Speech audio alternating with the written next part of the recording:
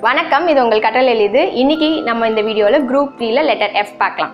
Letter F ஓட sound வந்து as in flag, fig, fish.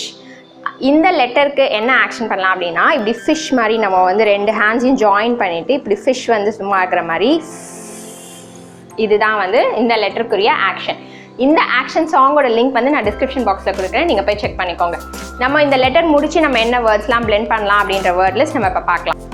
Fit, fat, fun, fan, fed, fig, fin, fog, flag, flap, flat, flop, frog, from, elf, self, golf, film, felt, left, gift, lift, loft, soft, tuft, fund, fist, frost, fill, fuss, flock.